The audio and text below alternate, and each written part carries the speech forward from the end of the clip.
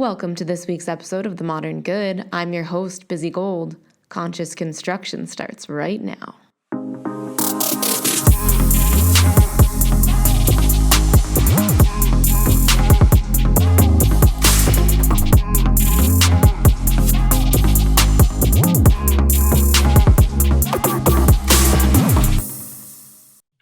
Hey everybody, welcome to this week's episode of My Modern Good. I'm here with my friend and fellow entrepreneur, Matt Gottesman.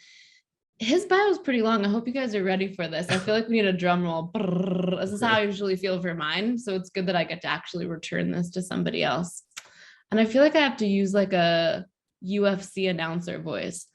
Multidisciplinary creative, 2 times founder, podcaster, writer, artist, and Web 3.0 enthusiast, which guys, we're going to figure out what that is very shortly.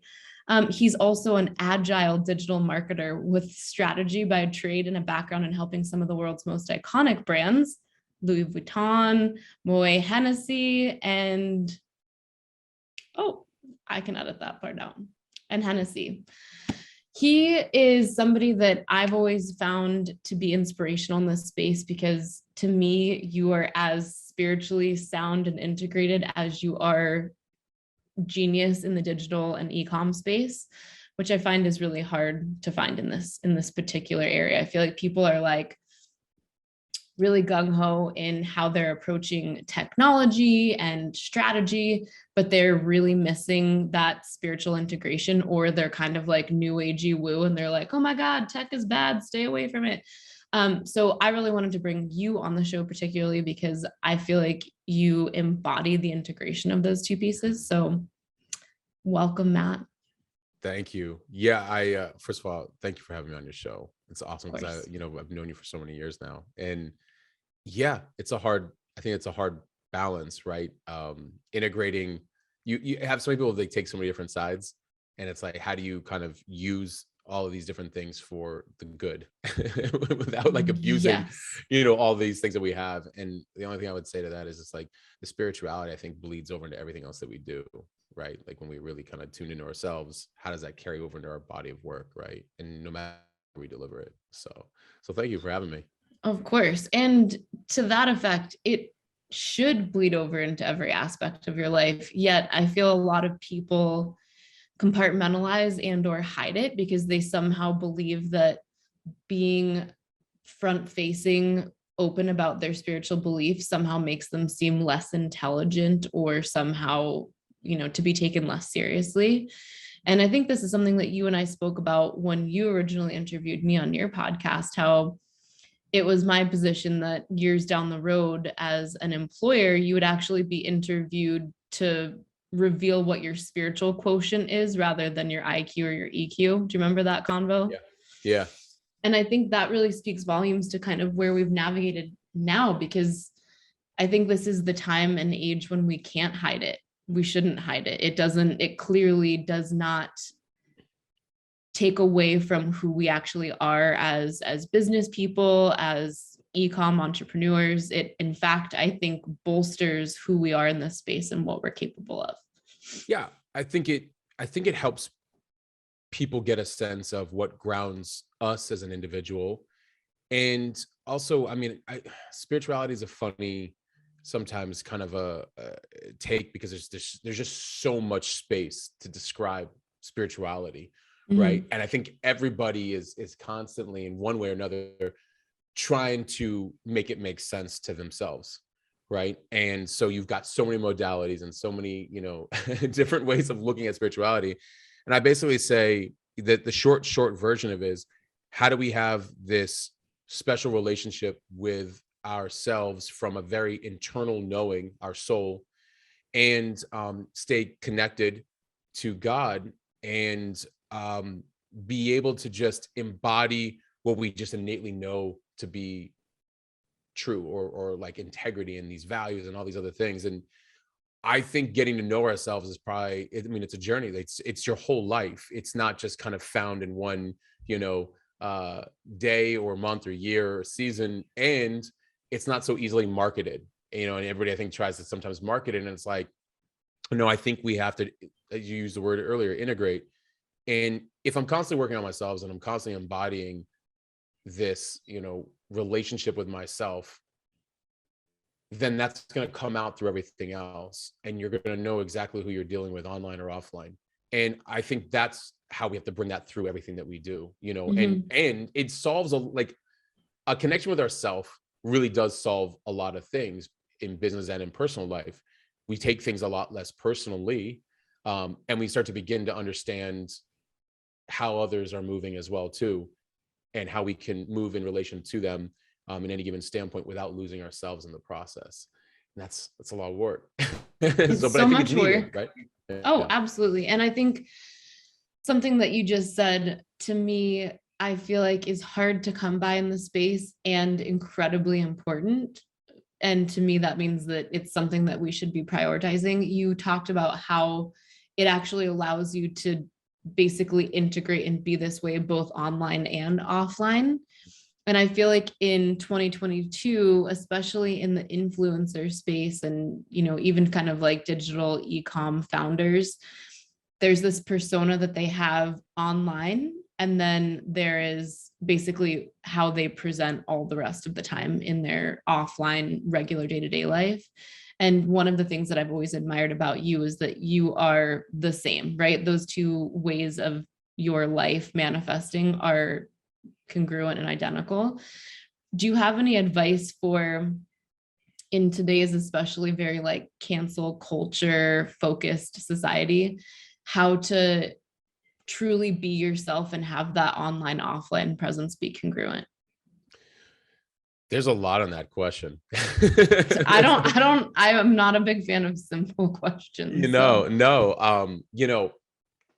So first addressing the folks online that are one way and then a different way offline, and often at times like pretty chill. I've noticed like offline, you're like, I'm surprised that that's not the online personality. Mhm. I think sometimes that there's a pressure for people that they've either inadvertently played, not inadvertently, they place on themselves. And I get it Mhm. because we have all done this in different capacities. And for whatever success is supposed to look like, or however we're supposed to deliver the product. I just believe in simplicity that, if you strive to say you as a general public have this specific problem or service that's needed or product that's needed or whatever, I'm here to solve it. And let's just keep it to that. I think that a lot of marketing, I think I heard Gary Vee say a long time ago, or somebody say a long time ago, like the worst thing that happened to marketers is marketing is marketers. Oh yeah. It's like, Mhm.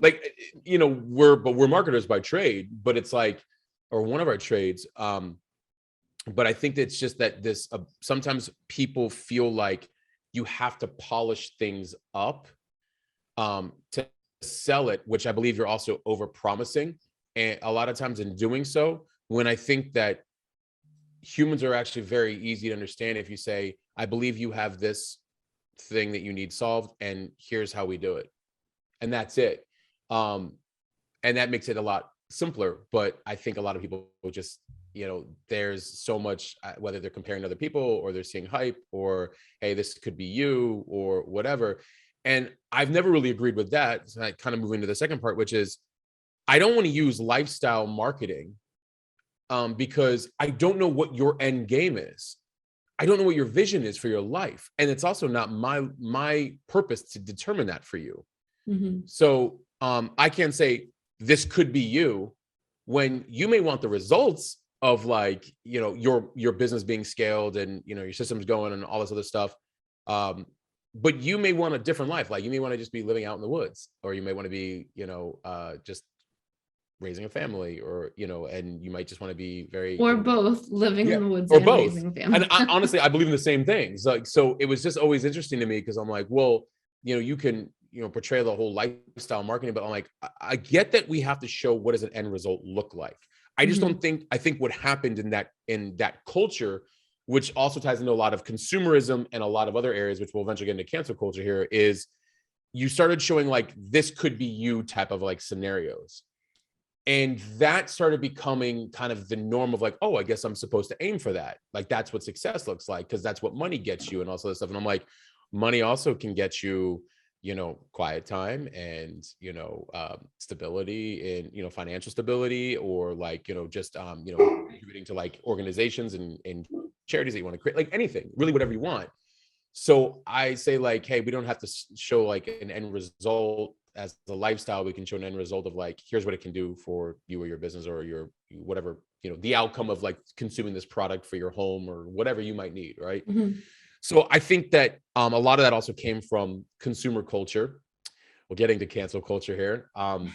I think that consumerism, I was raised with the internet. And so I saw a very drastic change in the internet over the last 10 years, really, especially. It was weird because for so long, I was trying to show businesses and brands who were late to the game, they weren't the early adopters, how to use the internet for like connecting with their audiences.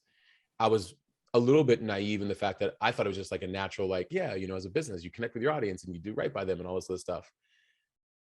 What followed was a lot of corporations and the monopolization of the web, which we'll get into Web3 in a little bit too, right? Yeah.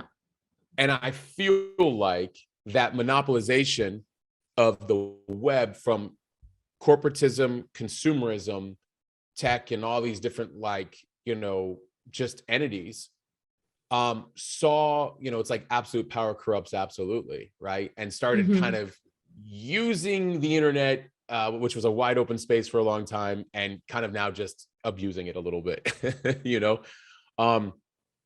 so it's any wonder why we're now kind of geared up for Web3, which we'll get into. And I think that as all those entities were kind of working, you start also creating like everybody has a microphone as well too. And we've now seen this kind of rise of cancel culture, which is very divisive. And we've lost this kind of ability where we can say, hey, listen, like, let's use emotional connection. Let's use emotional intelligence. Be like, you have an idea and I have an idea. I think we should be understanding of what each other's ideas are. Like, what is it you know? What is it you know? I'd be curious to know, like, could you imagine if at the macro level, because we're seeing different realities. That's the other thing too, is what happened with tech. Can you hold on 1 second? I cannot figure out. I literally turned my phone off. I cannot stop getting these notifications and I don't know where they're coming from. And I don't want them to keep dinging over you. I can't hear it if you want. If that's any. You can't hear it? No. I mean, it's so loud and I've turned my messages off on my phone. Preferences. Let me see. Can I turn this off?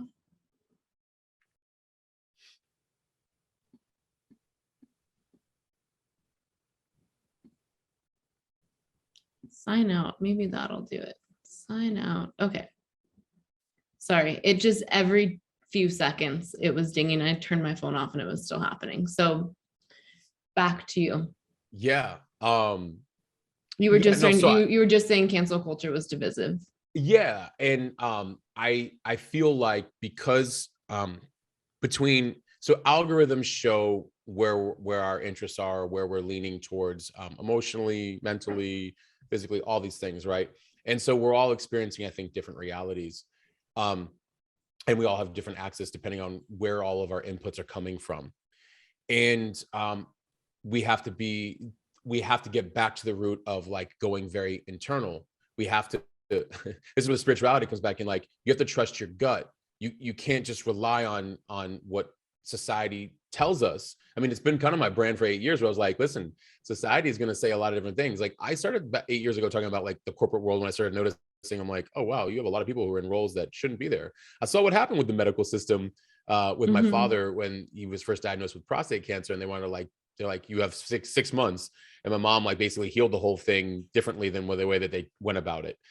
Like I saw the education system with the MBA program when I was the weird one because I was talking about like digital and tech and all this stuff. And I'm like, this is very antiquated. So I saw the systems up close and personal.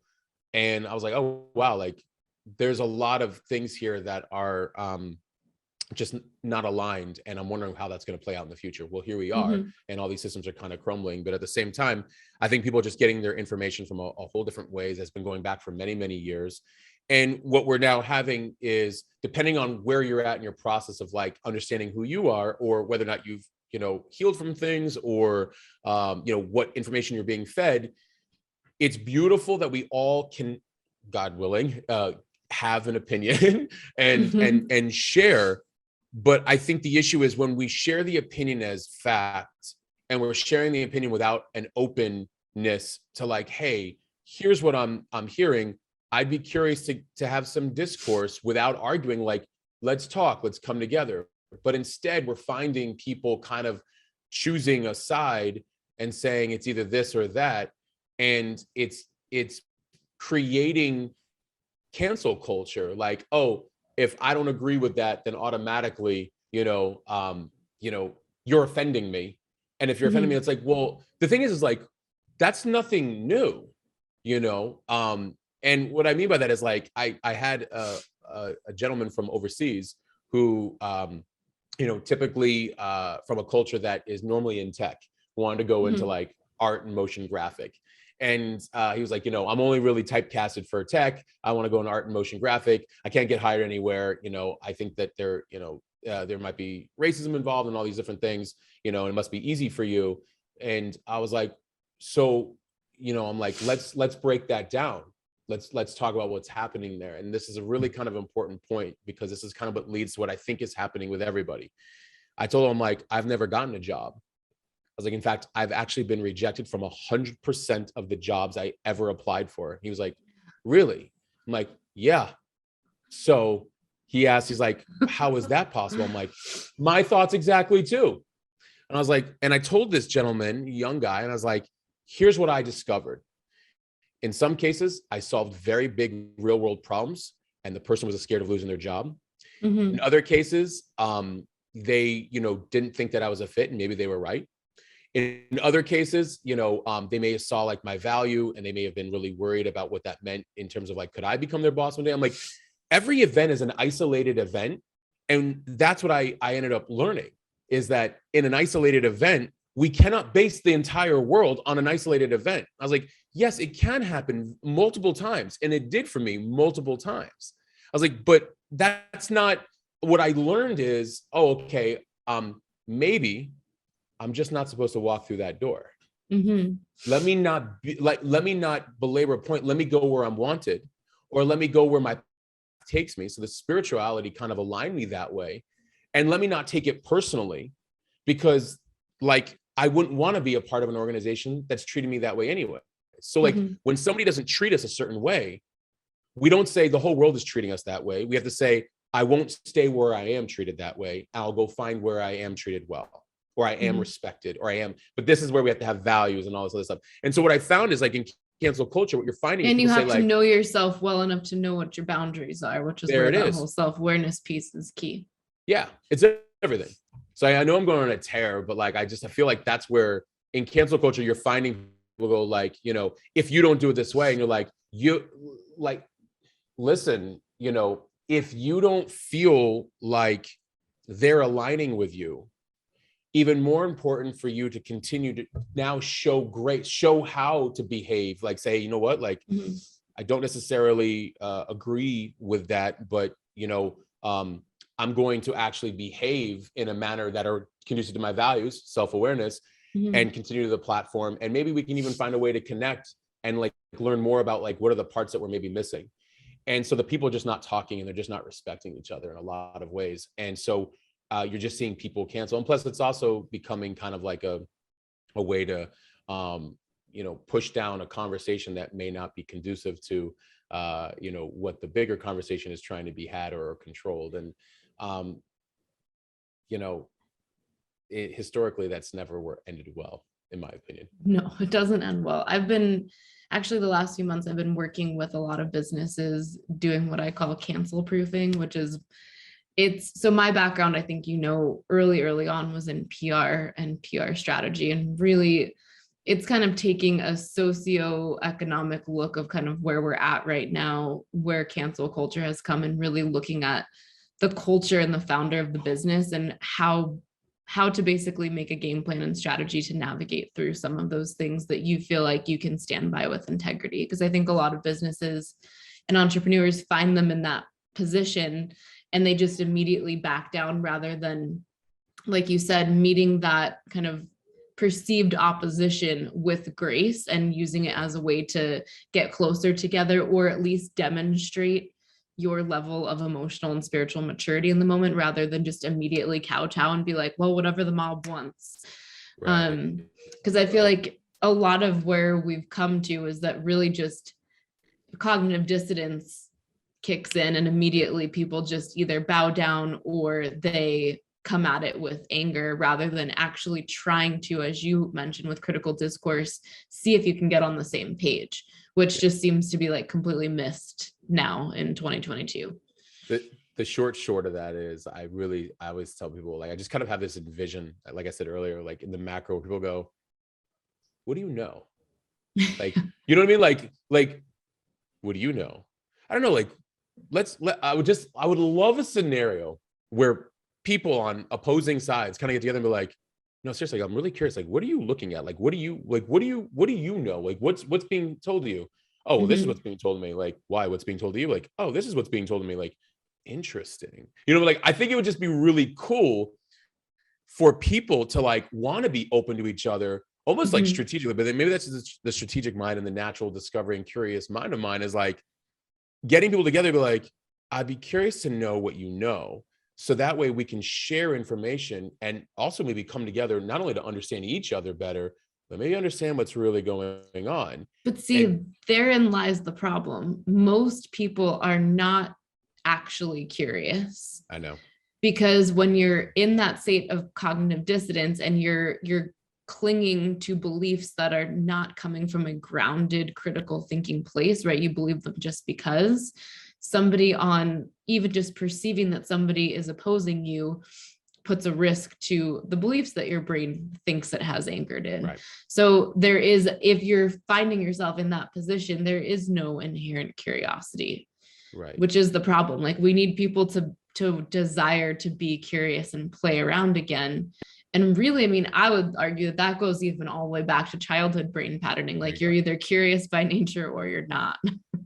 You know, it's so well put what you said. I mean, on one hand, I was lucky that I had two parents that were very much about critical thinking, like never be afraid to ask.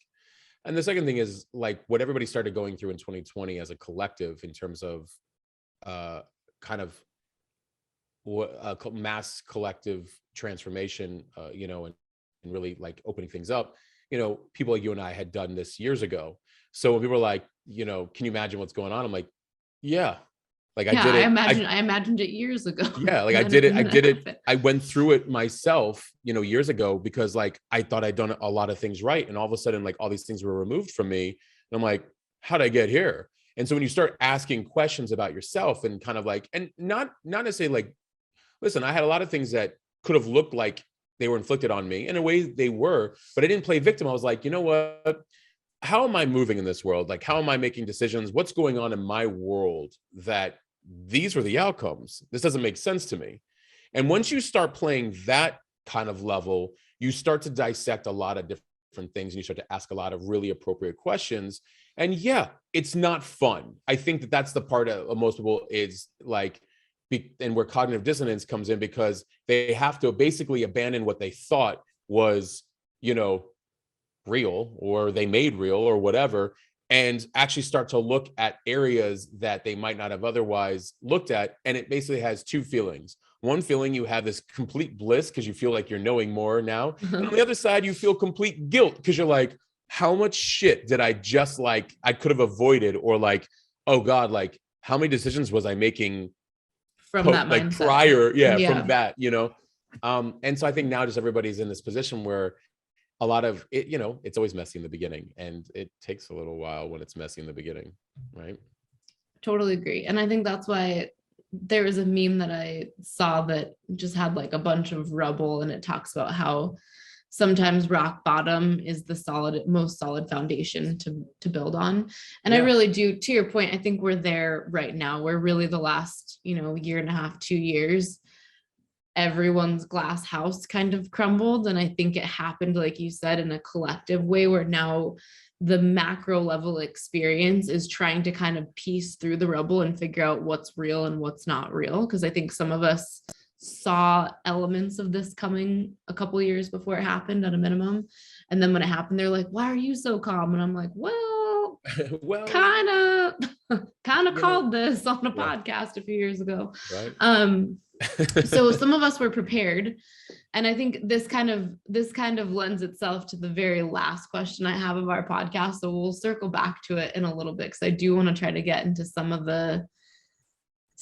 the Web3 pieces of tech and just things that, even to a lot of us, like I'm in the e-com world, I'm in the digital space. There are even things that I feel like I literally like had two back-to-back babies and I like blinked my eyes and all of a sudden everything's completely different. So I'm actually here as a student wanting to pick your brain and actually understand.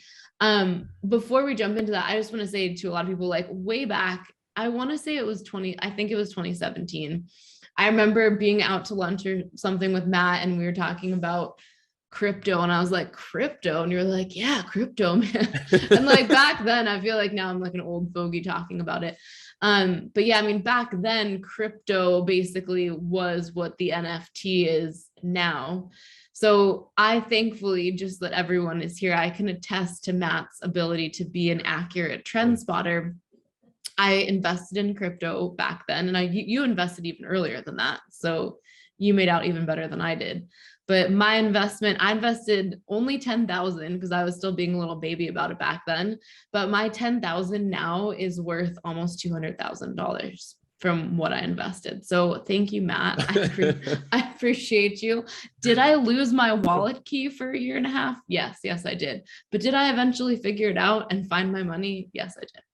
Amazing. So Matt's awesome. And I've been excited for a while to pick his brain about some of these things because I feel like you're so accurate and on top of how you see some of these trends moving. So to just kick it off, and I feel like it needs to be posed this way, what the F is an NFT?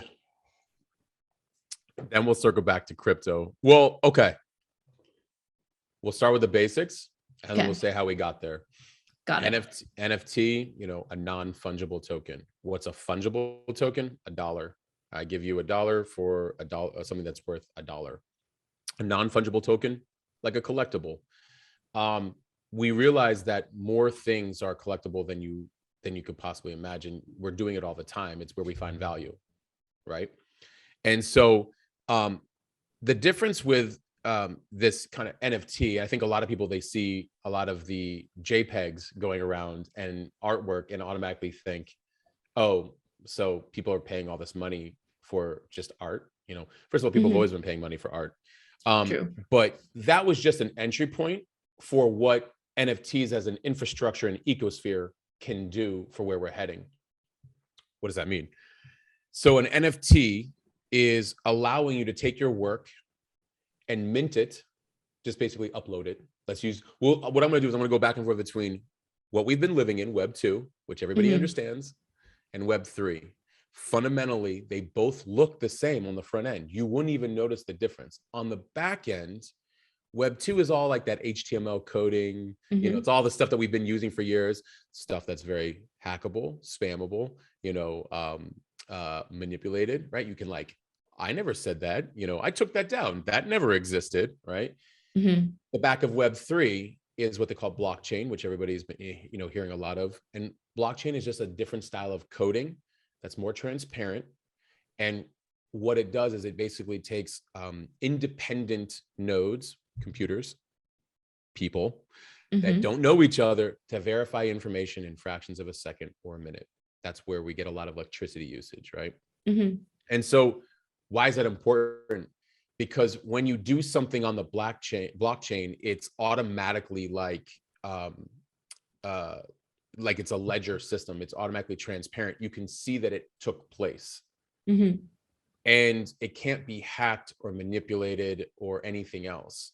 In a world as a content creator, can't we put up content and people steal it and then call it their own? Can we put up our writing and people call it their own? Can we put up our own music? Maybe we're not like a big published artist. We put up our music, boom, someone takes it and then uses it on their own. And they publish it, right? There's a lot of theft of work in Web 2, but in blockchain, when you upload your work, it's basically, it's almost like being trademarked or copywritten. It's like, oh no, here's the original owner, Got it. So there's a lot of utility there. So what NFTs do is they finally stitch that utility. It basically says, hey, I want to upload my work. I'm minting it, or making sure that it's being solidified online, blockchain online. And if you want my work or my products or services or whatever, you can buy it through an NFT, and own the receipt of that, or own the asset, or own the artwork, or whatever it might be. Right? Okay. That kind of makes sense. Oh Right? yeah. Okay. So in other words, this is a busy gold product. I'm Period, end of story. realizing that now. Yeah. Right. So for example, whether you're doing the e-com side, but I'll even take it as far as like, let's say you have a very specific program, a course that is very specifically designed, and you're like, hey, anybody that buys this NFT gets the certification, right, for this program, unlocks all this content that's attached to it, and also gets 15% off any one of our in-person workshops the next 3 years till 2025, and gets 10% off all merchandise. The automation is built in. It's a smart contract. Right? Okay. Now, the person who gets that from you gets to use all that content, they get to show their digital wallet. Hey, I want to purchase from your website. Great, you get 15% off. I want to show up to the workshop. Great, you get 15% off. It's automatically built in. All of this stuff is just taking what we've currently been doing and just automating things, and doing it in a way where we don't have to also chase down the people later on. For example, let's say somebody resells your work and you take a royalty. Well, if they resell it, you don't have to go track down the person and say, give me my money. The smart contract automatically gives you your money to your digital wallet, just like that. That's it. Wow. You don't have to do anything, right? So the concept is just basically taking like, what are all the parts of a transaction, whether for a product or a service, a good, art, music, anything that we consume, and how do we ensure ownership, transferability, and distribution? And if it's got future usage built into it, how do we ensure that we're also making sure that we're always paid a certain percentage for it being used? Almost now it's like licensing. Yeah. So it's taking a regular real world business scenario that we're all fragmented and tying it all into like an actual, automation smart contract that is tracking everything appropriately on the blockchain. So it makes actually perfect sense. You did a fantastic job of describing it. I feel like you've just taken a couple of years of me being confused and just solidified it for me. Amazing. So it leads me to this question, which is, years ago, somebody would see an app functionality and they're like, oh, I totally see how I want to fit what I do into an app. And then you need an app developer. So what is the process of developing an NFT? Is there like an NFT developer? Because it sounds like this isn't something where it's as easy as like, I'm just going to do this and make it an NFT. So what is that process?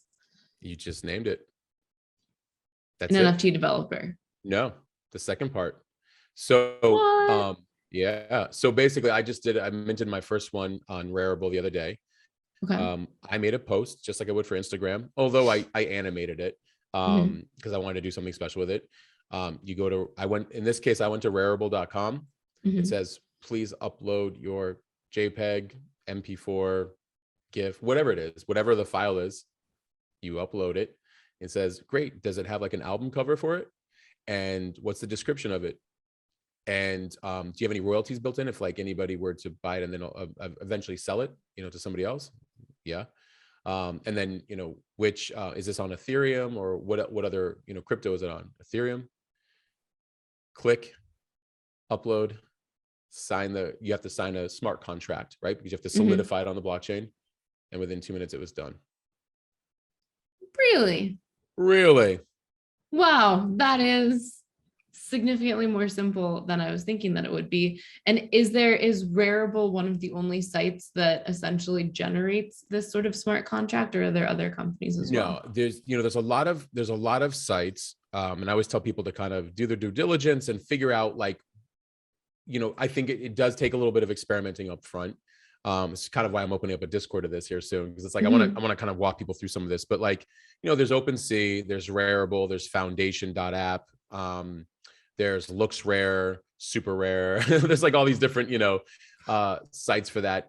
For the Ethereum blockchain, which we'll probably, when we get into cryptos, we'll Oh yeah, we're talk for about sure how there's going multiple there. blockchains, right? Mhm. When I say multiple blockchains, think in Web2, we have Google and Apple and Microsoft.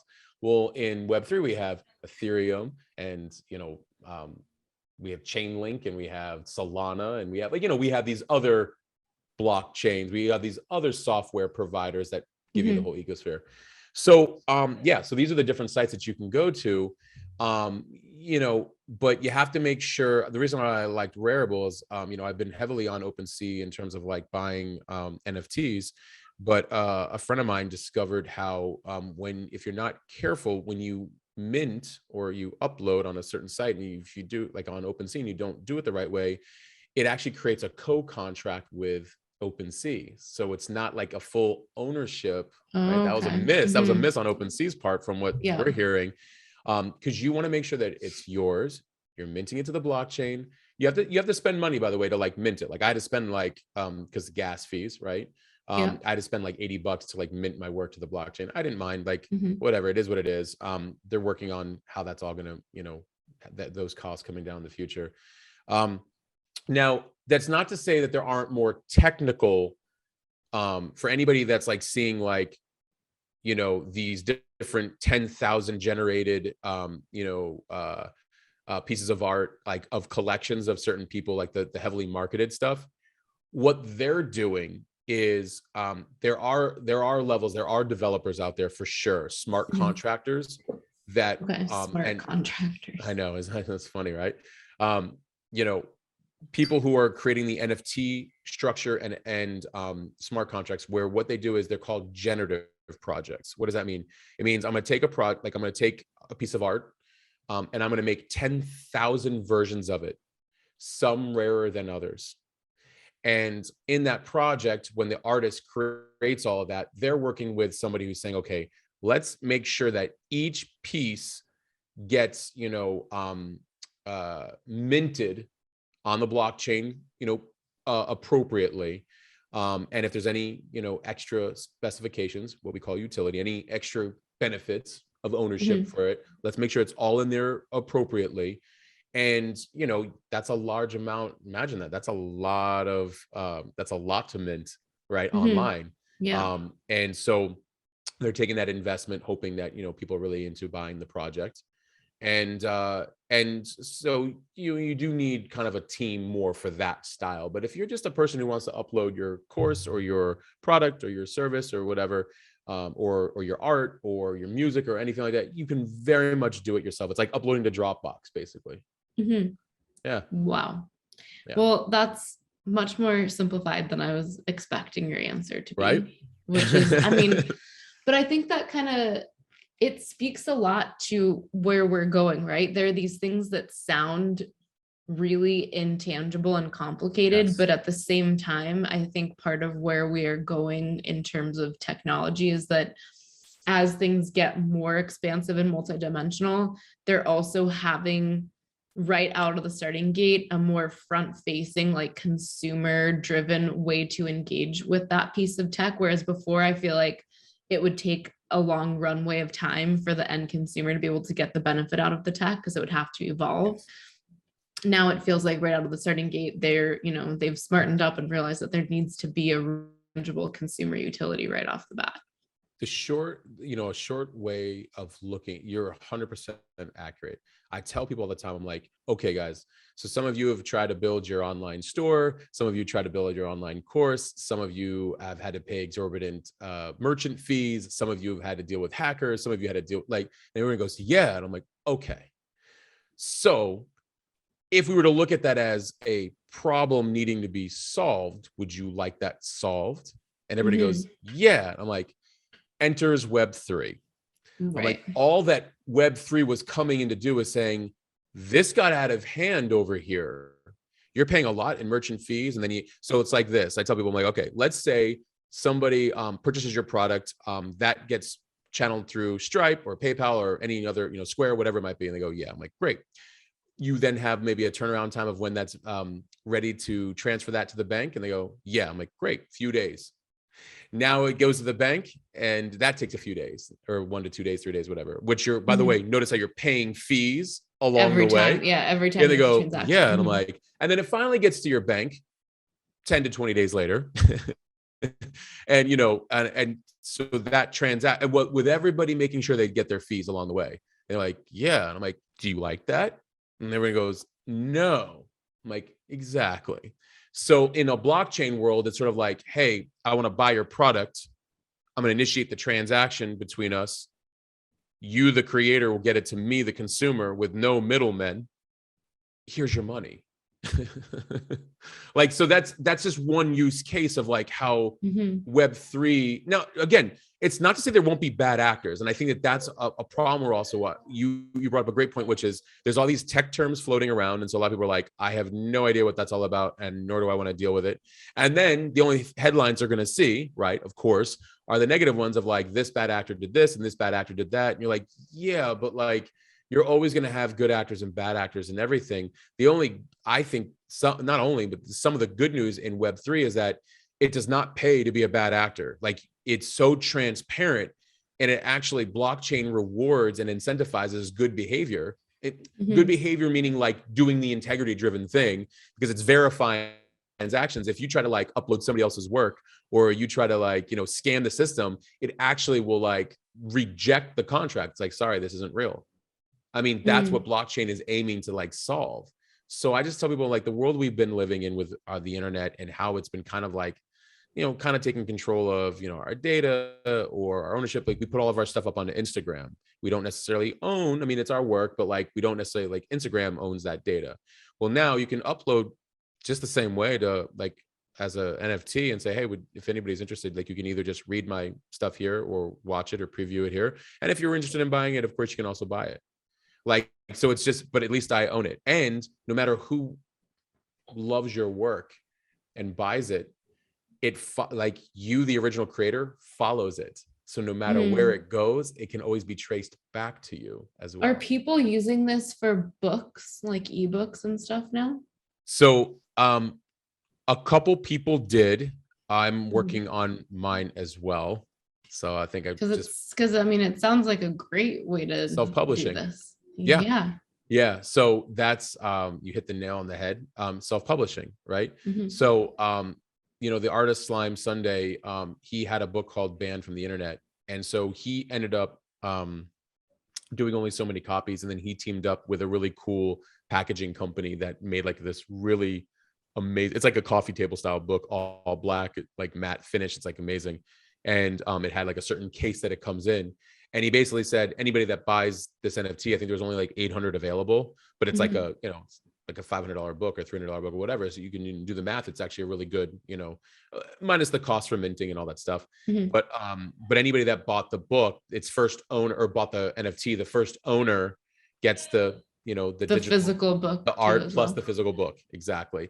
That's so smart. And what's cool is, and here's where it becomes the scale of value in Web3 is the internet of value and the scale of value.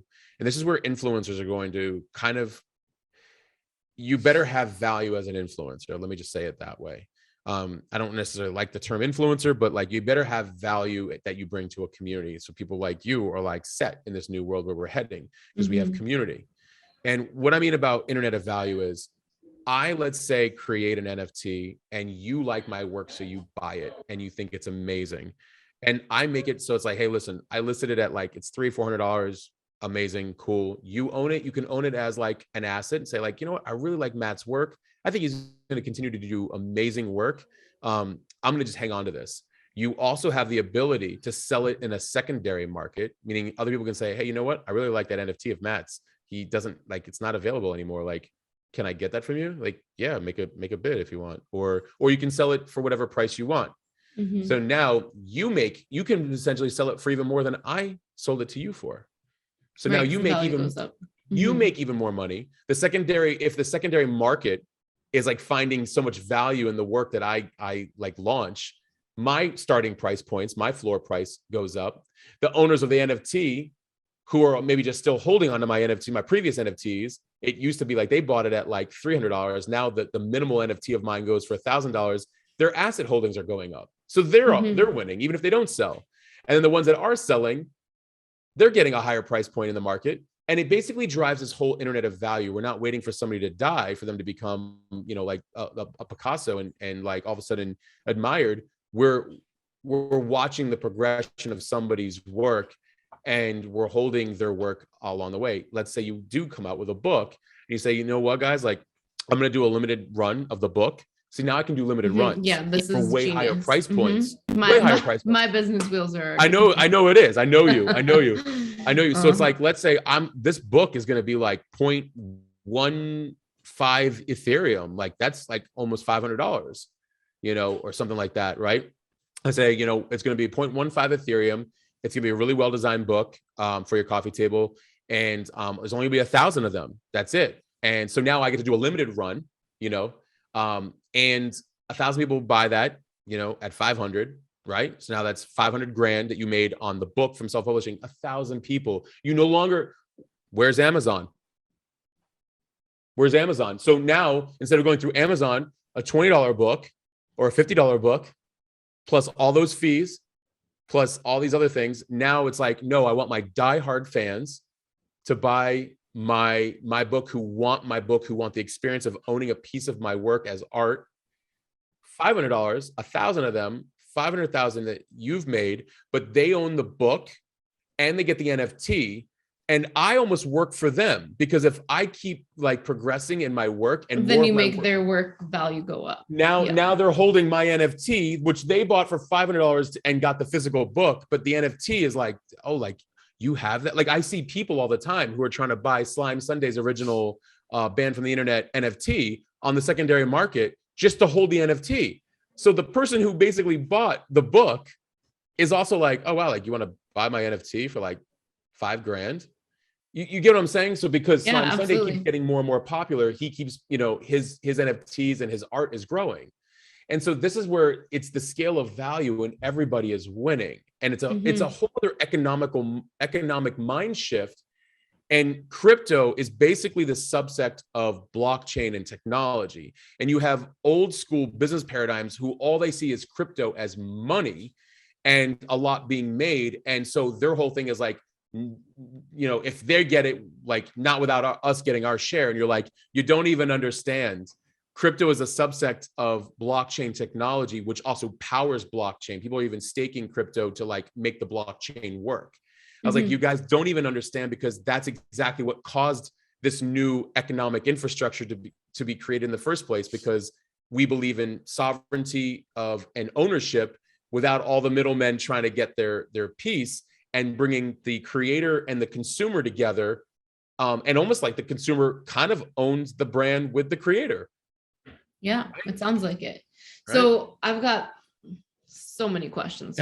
Yeah. So one of the big questions would be, where are these? So is there a certain place? I understand the transactional piece using your digital wallet, but is there a place where, for instance, you would essentially house all of your digital assets? And is there also a platform by which you can see what their perceived value would be in that moment in real time? You're going to love this, because I'm sure I will. No, like you're really, this is where, okay, so the short answer for that is yes, a digital wallet like MetaMask, Coinbase Wallet, Trust Wallet, and other digital wallets. Digital wallets you set up, they can be an extension on your browser or on your phone. I think I have is Exodus one of them? I think I do have Exodus. They were only allowing Solana NFTs, but they're now getting rid of that. I think they're going to probably redo their structure, but good for you for knowing about Exodus, by the way. I'm pretty sure it's because of you. So, for anybody listening, like there's wallets that you can, there's also like, there's cold storage wallets. There's wallets that you just move your crypto in where you can like earn money on it. But in the case of what you're asking, a digital wallet is a way that it's sort of like your new way to log into websites. Web3 websites, meaning whenever you see Connect Wallet, all that happens is if you've got like a MetaMask wallet, you log in, it'll sign in, you hit sign, basically it allows you to, it says, oh, you are interacting with this website.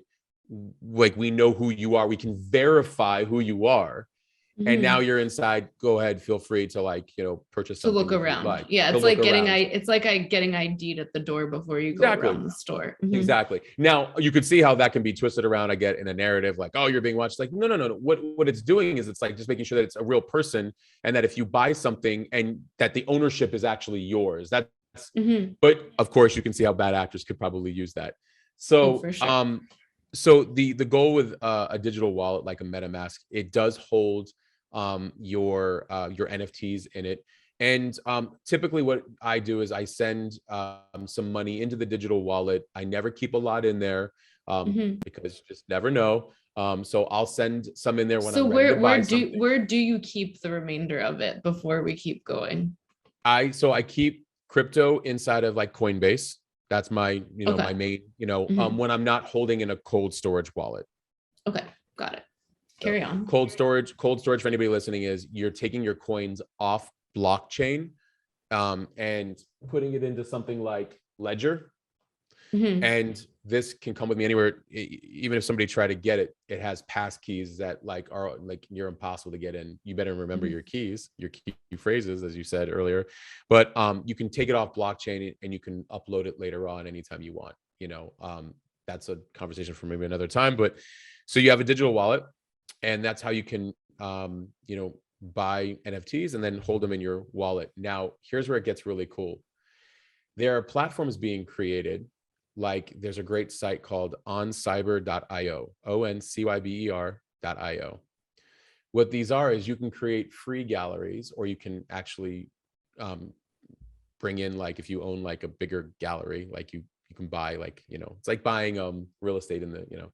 So you have oncyber.io, and you create a free gallery, and inside the gallery you can actually bring in NFTs you either like created or purchased, and you can actually like put all your NFTs up like on walls, you know. And That's so cool. now here's where the strategic mind of mine came from, and I'll show you, I'll give you an idea of, I went to oncyber.io and I went into this really amazing gallery, and I saw all this amazing work that this person had bought with all of their crypto. Some of it they either owned, or some of it they collaborated with somebody where they brought in their work, like, hey, host it in my gallery. So what are we, art brokers now? Kind of. So like what happens is you can walk up to a piece on the wall, and it could be animated, it could be whatever. You can actually get the original creator, the minter, so you know who they are, and you can get who the owner is as well, like which wallet, like, you know, which wallet or which person owns it. And then you can get information about that NFT. You can make an offer at any time. I get offers on my NFTs all the time. I don't, you know, I don't accept them because I want to keep mine. But I learned about other artists from going into these communities. I was like, oh, this is really cool. And I found some really great artists.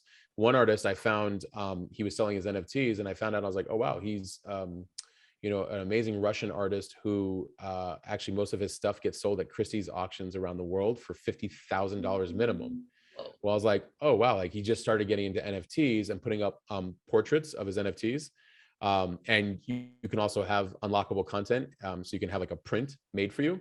And I acquired that for like $250.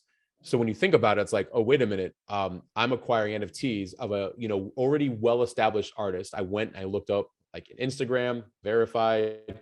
I looked up his work online, Christie's auctions, like all this stuff. And I was like, I would like to own some of his work while he's 55 years old. He's still building.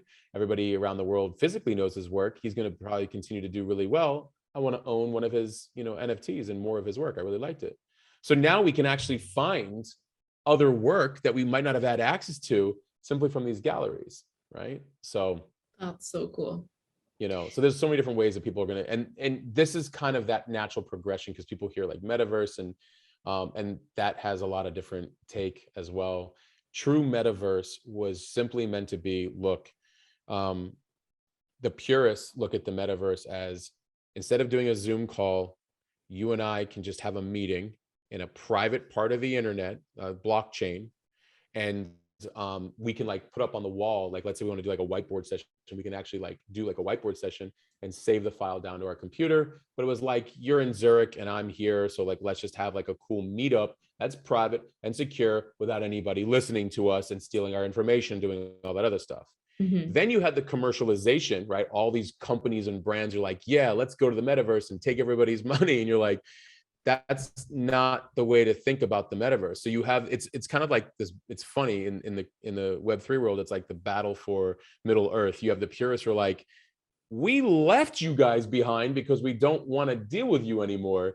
And these people, all they see is money and commercialization and marketing. And you're like, like you realize that that's very short-term thinking and it probably won't last, but let them figure that out, you know? So, Wow. I know. It's a lot, but I'm also so grateful for all of your explanations because it really has distilled, I'm being serious, like years of curiosity and not really feeling like I fully understood it to now I feel like I understand the whole ecosystem. I'll give you one more on that before we move on, if you want. That might be really helpful. That an analogy that worked the other day, which I realized is like, you know how like you go to a website right now and you hit like home, about, products, you know, or you could say, you know, view work, previous work, whatever, all that stuff. Well, imagine like all that the metaverse basically does is you can now make immersive experiences on your screen where you can like walk in, and instead of, if let's say you're on the homepage, but like maybe you want to go to products, you can walk into a room and see all the products as NFTs on the wall. So it's just more of an immersive experience where you can be like, I like that. So it's like, and it takes like a very two-dimensional flat experience and it makes it at least partially three-dimensional in terms of how you can interact with it. Yeah, exactly. So that's like kind of how it's, so it's like, imagine you're just, instead of hitting products on a website, instead you're hitting, like you're going into a room and you're seeing all the products up on the wall. And like even Ferragamo did something kind of like that, where they're like, hey, come into the house of Ferragamo, you see like this, like click on it, it opens up and it talks about the briefcase, or it talks about the purse, talks about the shoes, you know, it's just like that. It's like it has more of an immersive experience for the brand itself. Got it. So I do want to get into a couple other things regarding where investment and diversification is going in today's age. Yeah. But real quick, because this has to do with what we were just talking about. So, you know, I do a lot of consulting with businesses that are building out, you know, websites. I help consult with them on their branding and make sure that things are really matching with integrity to who they are. Does the landscape of how you build a website in terms of website building then need to change, or are those platforms moving toward Web3 as well, like the Shopify's, the Squarespaces? What is that going to look like?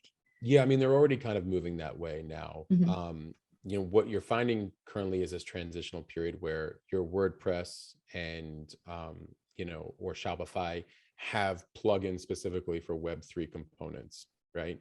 Plugins, applications. So simply like, oh, will you be using this WordPress site to like mint, you know, personally mint, have your community mint your products through here? You know, you can add those apps. You know, Shopify is doing it as well. Shopify, I think, only allows for certain premium members to do that at the current point. Then you have newer platforms like Webflow. You know, it's just sort of like Webflow is like a drag and drop for creating a website. But they were kind of already ready for Web3. And so you can bring in a lot of easy like components that are, you know, just applications, just like you would on your phone, applications. Yeah, I've just had a lot of my clients start to use Webflow. Right. So yeah. So, you know, so those are way more ready for Web3. And then and that, I think that'll actually become more of the standard. And so there's already, the migration is already happening. It's very subtle because I tell people, I'm like, all we're just experiencing is just like an upgrade to the internet, really. So there's that transitory period where, or transitional period really, where like these things are now like, well, how do we like make this better? And then who will be the first that says this is an all Web3 platform, you know, for making websites, right? We're just seeing an upgrade, but it's already happening for sure. And on Web3, is there still a need for domain hosting, or is the domain hosting functionality changing as well? So far, there's still a need for domain hosting, right? Mhm. Meaning like I can go purchase a GoDaddy or One and One or Right. And then wherever. you point everything that you're building toward Right. that And then server. yeah. So, Mhm. so far that's, um, where I think where we're heading is obviously it would be like sites are automatically integrated. Sorry, are automatically, it's my, That's okay. I'm glad it's happening to you and it wasn't just happening to me. let's automatically quit that application. So I think in once we get to where platforms are automatically on blockchain as a whole, they'll be hosted only on blockchain. And I'm really excited for that because that also changes the dynamic. I mean, it's already getting better and improvement in terms of like if it's already hosted, if it's already built with Web3 tools, it's probably much More more secure. secure, right? Mhm. But true blockchain, where the whole thing is built on blockchain, it'll probably be even more secure at that point. So, but currently everybody's just using domains that are, like usually .io is like the Mhm. new .com. It's insinuating that it's probably like for a Web3 project or a Web3 Mhm. concept or anything Web3 related. And now you have domains that people can purchase. I won't go too far down this rabbit hole, but like you can purchase domains for like .eth, right? For .ethereum, .eth, .crypto, all these other extensions that Mhm. are kind of like it's like we're being back at the internet again. It's like everybody's buying the .coms for like where we're heading. So you can own like a .eth that could be like for your wallet. So instead of me having like a whole bunch of like 0x, like and a whole bunch of like string of numbers, if I wanted to, I could tell people like, oh, hey, pay me at such and such .eth. Um, some people are all keen about it. Like, I own mine, but like, I don't necessarily always want to be like, let me advertise, the wallet address. Mhm. It's transparent. So it's on the blockchain. I don't mind it. Like, it's like, oh, here's what, here's all the NFTs, here's all, because wallet addresses show you like what you're, acquiring, or like what projects you're into and stuff like that, again, transparency, right? Mhm. But yeah, so those are kind of some of the newer domains that we're seeing. Okay. I know it's a lot. It's a lot, but I've got so many wheels turning now. There's so many things that I want to ask you about that this is going to have a part 2 and a part 3 Cool. because I want to make sure that we get everything that I have on the docket for today before you have to go. And I want to make sure we get through these rapid fire questions at the end. So we can definitely do a part 2 and part 3. So as it relates to just investment in general, because I know that at least from my relationship with you, I always feel like you've always been kind of pre-trend as it relates to investing and diversification of assets. Where do you think we are headed in the next 2 to 3 years? And as an entrepreneur that might, be making a good amount of cash right now and is trying to figure out basically what to do with their holdings, obviously knowing that you're not telling people what to do, right? You're Right. not advising Not them, financial but advice. this is not financial advice. Right. Where's the trend going? What would Matt Gottesman do with his own shiznat? Yeah, I'll tell you even more so why it's not financial advice, just because it's funny with crypto I just understood so well for the most part from the beginning. Well, once I was exposed to it and I saw how it was related to technology, that's where I got really excited because I understood it. Once I started understanding the economics of it, then I saw its utility and function of the future.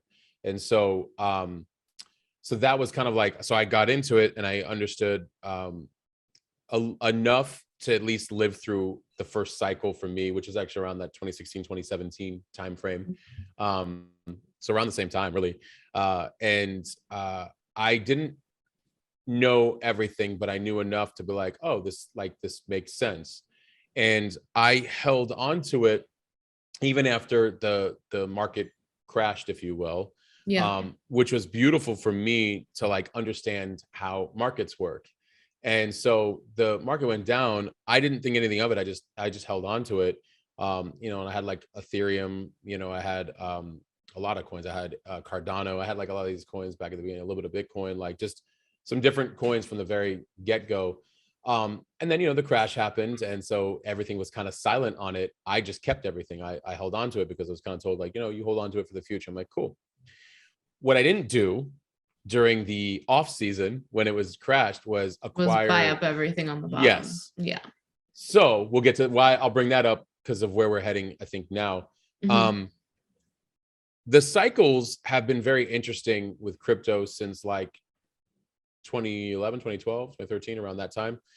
They've kind of shown these, the long game, if you will, of and similar cycles. Obviously,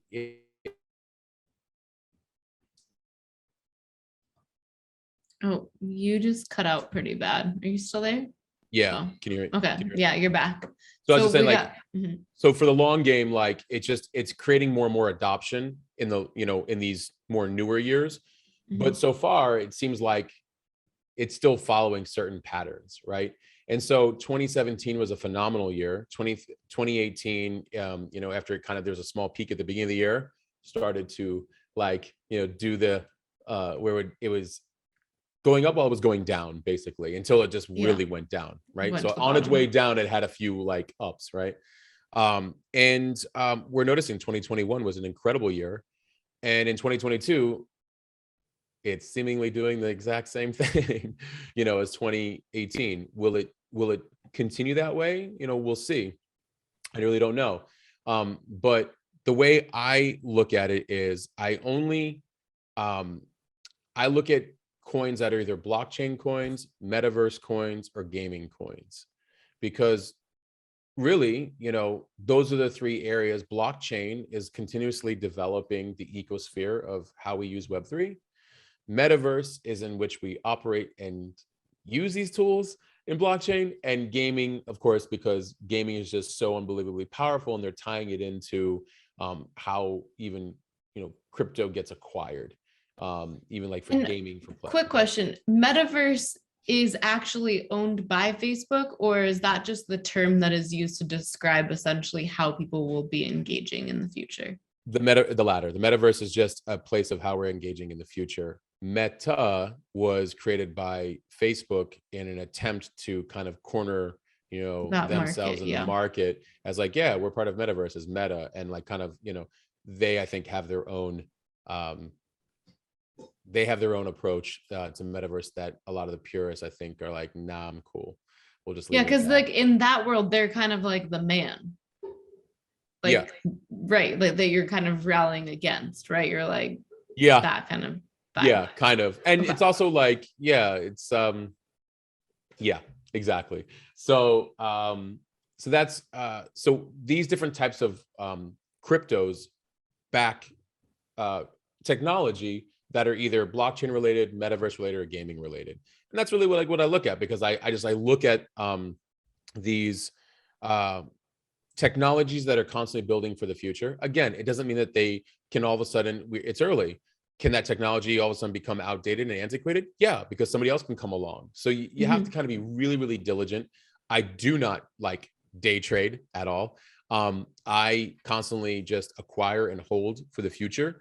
And I make different moves out of things. Like from 2017, there was a lot of things that didn't really make it in 2021 by the time I got to 2021. So I moved them out. And then I just moved into some newer things, but there's certain ones that are still around and seemingly continue to keep staying around. And so what I would do, I don't know if it was because of you, but I ended up buying more into Ethereum than Bitcoin, which is... I remember that conversation.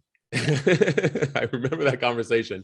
My spread was solid, so I'm sure you had something to do with that. I thought it was funny because I remember what happened where like we were just talking about it, I was just geeking out on it, and you came back and you're like, yeah, by the way, thank you. I'm like, for what? And you were like, yeah, my portfolio is looking good. I was like, what did you do? And you're like, well, I bought a bunch, of this and that and like all these things. I was like, good for you, Yeah, so, the one also that I feel like I keep not hearing anything about that I used to hear lots about was Ripple. Is Ripple and XRP the same thing? Yeah. I'm not in it really. They've had a lot of battles like that have kept them like in court of like, there's a lot of people who love it and say that and they're still really loyal to it. And what about it is differentiated from other cryptos? I don't know enough about it to really speak on it. They fulfill a certain layer of blockchain and I just never got into it because they've just been in problems for a long time. And like, I always make sure to do like my best. If I don't really know enough something about something enough, then you're I like, would never speak on it. the guy. Mm-hmm. Yeah, I but mean, my take on it was that it kind of functioned as almost more of like a regulated crypto that might have utility for governments, which already kind of puts it at odds with other crypto. Right. So that's why I haven't been in it. I had a little bit back at the very, very beginning, and then I was like out of it. And then you can't even really trade it on exchanges anyways. So yeah, for the most part, at least on Coinbase. So yeah. So I just, knowing now we're not in a market right now where I think what happens is you get a lot of, you were asking about like the future of investing, or the way we look at crypto and all these things. And it's like, you're getting a lot of people who FOMO in because they say, oh my God, like Bitcoin's at 70,000 and like, let me just dump everything into there. And I've always learned that never put in more than you're willing to lose, number one. And number two, advice. like never, YOLO or FOMO in, like ever, just because don't acronym anything with investments. No FOMO, right, no YOLO at all. Like, and so, and I was listening to BitBoy Crypto talk about this, and it's so true. It's like, because what happens is you get in and all of a sudden it goes down, and all of a sudden you're like, oh my God, we lost half of our retirement. We lost half of this. Like, this is a sham. It's this and it's that. And it's like, well, were you getting into it for a short-term gain? Excuse me. Or were you getting into because you like the technology and you like what the future looks like? It's the same rules are still applying in a lot of ways. And there has to be an aspect of passion and understanding about what it is that you're investing in to be able to have the resilience to hold. Yeah. And I like a lot of the people that I follow that talk about like DCA, right? Dollar cost averaging, which is like, hey, you put so much money into it a day or a week or a month consistently for however long, and it's boring and it's consistent. And you wake up one day and like 3 years, 5 years, 10 years, 20 years down the road, it's, Mazel tov. There you go. It's like, you hopefully that you're holding like some really good holdings. The same rules apply that had always applied in other investments, right? And the reason I think people sometimes don't like it is because it's boring. But I've also heard that the most boring and the most consistent is usually what holds the most wealth in the long game. So, and it also is really great for your nervous system. Yes. So the whole thing of day trading, my nervous system can't even have the thought of that without getting stressed out. And back to the beginning of the podcast and what your point about, like, when this internet culture that we live in and we see these things online and people are like, here's what I'm doing, here's what I'm trading, here's what I'm this. And I'm like, it creates kind of like, I think, a culture of people wanting it fast. And like usual, again, you always get all kinds of actors, and there's nothing wrong with day trading if that's what you really want to. It's kind of like the new entrepreneur. Everyone like back in 2016, 2017 was like, oh, I want to open up a company and like get investment in this and that. And now it's like crypto and day trading. Right. In a lot of ways. Yeah, that's a really great analogy, actually. Right, because it's just like the perception of what that lifestyle entails and how you can get rich quick. I feel like it's like this, it's the new entrepreneur. Yeah. And so that's not my bag. My thing is always just like, I look at things that I really can understand. I like what Ethereum is doing. I like what Solana is doing. They're very different blockchains. Ethereum is kind of the OG when it comes to a blockchain ecosphere.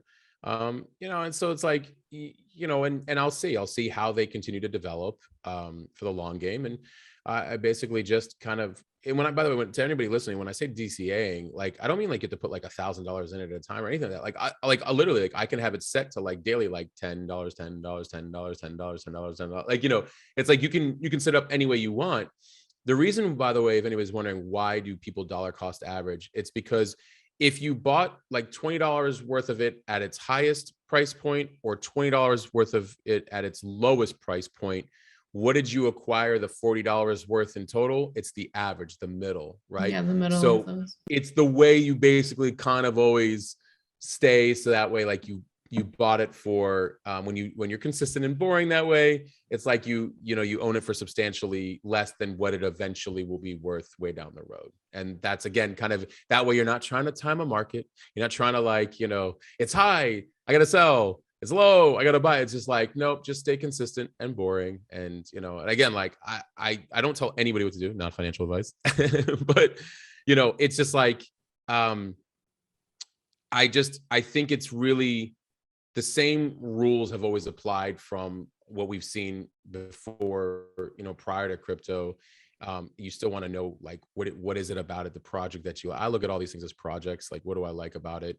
And how's it reshaping the future? And yeah, so before, where you would kind of look into the company that was going public and who was in their right. leadership and what their track record is of decision making. Now it's like you're just looking at the utility, how it fits into the future landscape, and who's backing it.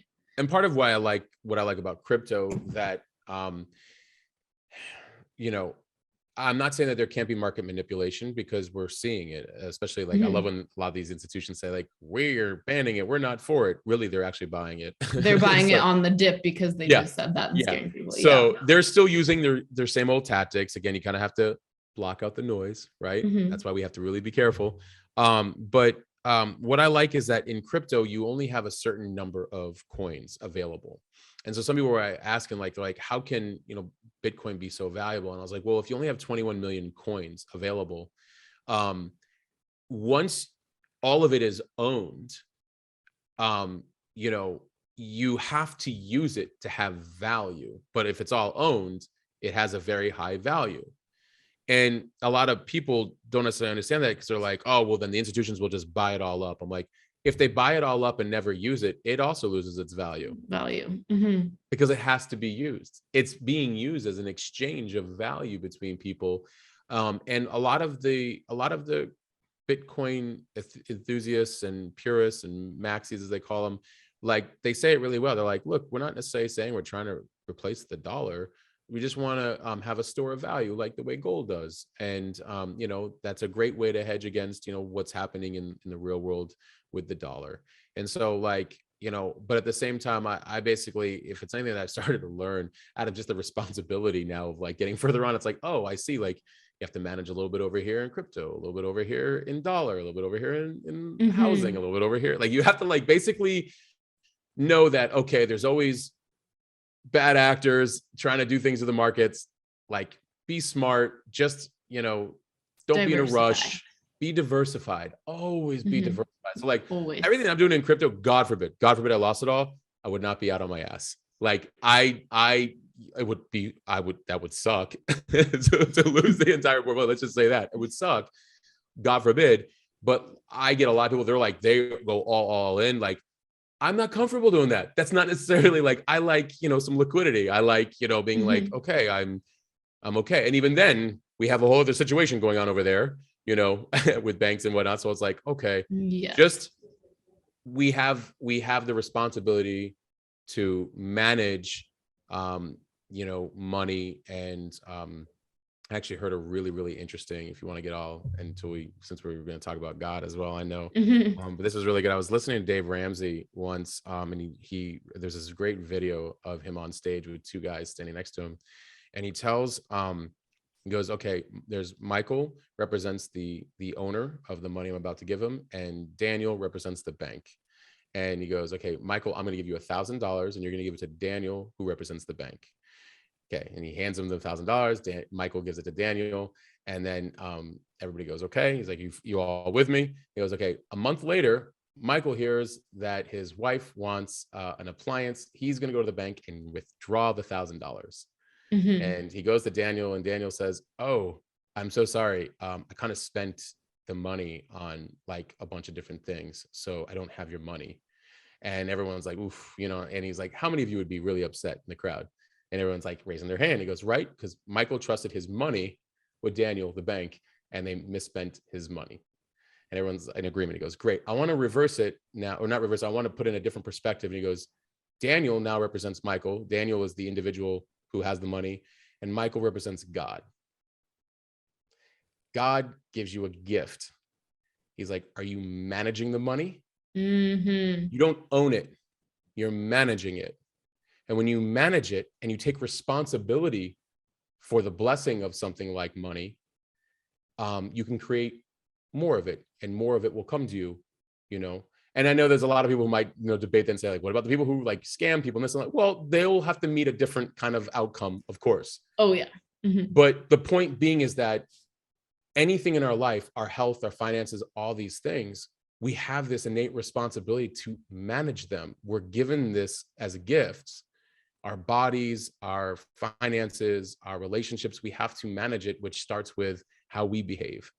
And that will ultimately dictate a lot of the outcomes. It'll also take a lot of the worry about how the outcome is going to be if we're taking a lot more responsibility and using our honesty and our heart in things, you know, I mean, like, you know, and just being really truthful. The truth shall set you free, right?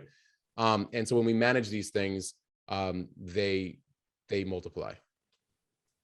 I'm so glad that you touched on that, because it's, I would say, one of the things that I've had to learn the most in my adult relationship with money, because I mean, this is a whole separate talk, but I think a lot of the way we're raised in childhood dictates how we personally engage with money, whether that's fear or abundance or what have you. But that whole concept that is like, you know, money is a blessing that comes from God. And if you are mismanaging $100, God's not going to give you $1 million to then also mismanage. It's like you have to actually show that there's some level of understanding of how to caretake and grow the blessing for God to bless you with more. So I'm Amen. totally with that. Amen. So I want to bring it back to God. And I feel like before we hit our rapid fire questions, because I know that you've got some time constraints, I know that there are people that feel like we are, you know, like on the edge of the end times. And then I think they're the people that are like the singularity. Where does Matt Gottesman feel that we are in that spectrum between Jesus is coming back and we're about to dip into the horizon line of the singularity? I think, I feel that we are really heading for great times. What precedes great times? Really rough times. Mm-hmm. And I think that's where we're at currently. And so I have said this before, and I can't say this enough. Name me a time in history where dark has won. You can't. Yeah, well, we wouldn't be here if that was the case. There it is. Mm-hmm. That should alleviate a lot of people just automatically right there.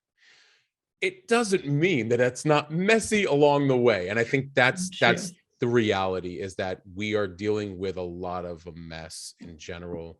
And so if anything I've learned from an individual transformation in life, it's the same that we have to do in the collective. We have to take individual responsibility for ourselves, for how we're showing up, for all of, like, you know, our behavior, accountability. And listen, I get it. If anybody's listening, like, no, I've had all this stuff happen to me. Believe me, I naively thought I was doing the right thing, and still had a lot of people like that took advantage of that. I get it. Oh yeah. I just can't play victim to that, because I have to go, okay, how would I move differently? How do I create more self-reliance so I'm not relying on other people? You know, how do, and I'm not saying in a bad way, like where we're an independent artist. I'm saying that, like, how do I make myself more self-reliant, and then reliable for other people, and then lead the way so others can do the same thing? How do we lead by example? And I think the answer is so simple, and it's very difficult for a lot of people. We are all individually the answer. We actually have to do the work. And I feel like the ones that may not do the work or want to do the work, I don't know what's going to happen, to be perfectly honest with you. I don't know, because I feel like there's an inflection point where the only thing left to do is the work. And once we really hit that and we start, you know, moving, I believe actually we're also moving into what will be like a Renaissance period. When was the last time we had a really Renaissance period? After the plague, right? Medieval times were pretty rough, right? So, yeah. Right. So, yeah. And then weirdly enough, I mean, if we want to get all, like, we can go many different routes. You know, you have some that say, well, the age of Aquarius, like, is actually very, you know, and the age of air is very marked by, like, innovation, technology, collaboration, abundance, like a lot of really great things, and marked by a Renaissance period. Again, what makes that happen? Kind of the falling of the things that no longer serve anything. serve. And then you have others that say, okay, great. What preceded the age of air, age of earth, 600 years? What was earth marked by? Consumerism, greed, absorption, consumption, like all of these different things, right? I just feel like what's happening is an older system isn't working anymore. It's imploding. And like I use the analogy as the Titanic, it's pretty on the outside, but it's sinking on the inside. And so you're seeing kind of like people never really go without a fight, which that's what makes it messy. While at the same time, you have kind of like new systems that are like, this is a mess over here. I can either really pay attention to it, or I can start to rebuild foundational elements for where we're heading. With a new system, yeah. So you have two very different systems happening at the exact same time, right? You have one falling and the other one rising, and they're also kind of intersecting each other. And it's very confusing for a lot of us, right? Like you kind of look at it like, I don't even know what's what anymore. I'm like, you're right. And you know who you're going to have to rely on? Your gut instincts now. So, and I realize obviously you're not God, but if I would just be like, Matt Gottesman, tell me right now, how many years until this transition flips from tumultuous and rubble to starting to clean up and make sense again? How many years does that process look like? I mean, my hope was that we were going to start to kind of see a rebuilding mentality, like just a lot more like a calming of the nerves, and kind of like the ones yelling and screaming and like trying to really do things, like they're no longer like being really listened to. And by the way, that can be very high up, but like they're no longer being listened to. It's kind of like, is anybody listening to me? It's like, no, we're done with you. And you kind of have everybody now just like, look, let's just work together. I'd rather not us fight than fight whatever's going on over there. And I was kind of hoping for like that kind of 2023, 24 on up. But I do think it's going to take quite a few years of really working from a higher consciousness, a higher state of responsibility and accountability, newer technology with responsibility even in there, and transparency. It's a lot. Like, so I think this whole decade that we're in is a very interesting one. And I'd like to think like 23, 24, you'll start to kind of see this this growth, this Renaissance period start to come in. And I think the latter part of the 20s will probably be really amazing. It's hard because I think that there's a lot of plans being foiled at the same time. And the issue with that is that like, somebody who is that dedicated to certain plans, my opinion is that like, they do not want to go without, a fight. And I understand that they're committed to it. It doesn't matter if we don't agree with it, they're committed to it. And so this is where, again, back to the original point, which is when in time in history has greed or deception or dark ever won? And by the way, I tell people greed is a very interesting, this is perfectly, I think, a perfect analogy. Greed is not a sustaining character trait. Period. End of story. And I know a lot of people say, yeah, but like, look at the greed. No, it's not. Like, here's how it always leads to downfall. It always. And the reason being is it's emotional, because it can't stop. Because if it was strategic and it was calm and balanced and centered, like, I'm not going to push anymore. I've got what I need. Greed has to keep going until it pushes just the wrong person, the wrong situation, the tipping point where it doesn't know how to stop. That's the whole point. That's why it like rips the moral fabric of who you are apart. Right. And so I think that hopefully also helps people, like, it just historically has never won. It's just messy until it's finally like, completed or demolished. And we have to be very resilient. We have to be very rooted in ourselves. I pray and meditate every morning. And that is actually in line with my first rapid fire question. So I will say, before I jump in there, if I were to bet on something, I would say 2 to 3 years of pretty intense chaos and upheaval.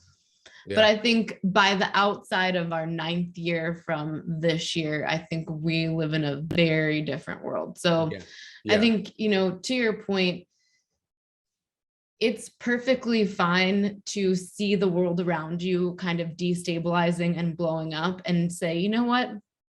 I can be acknowledging that XYZ is happening while also prioritizing my internal space and my relationship with God so that I have resilience to navigate what it looks like is happening out there. Because quite often what it looks like is happening, there's a different, more quantum layer to that that's going to look very different. And it's not like being in denial to be like, if you're taking that time to focus inward and say, I'm just going to ride out this proverbial storm and really do the work inside so that when it clears, because I trust God and I know it's going to clear, I come out having, been gone from 6th grade to 12th grade instead of just quit school in 6th grade because the world's falling apart.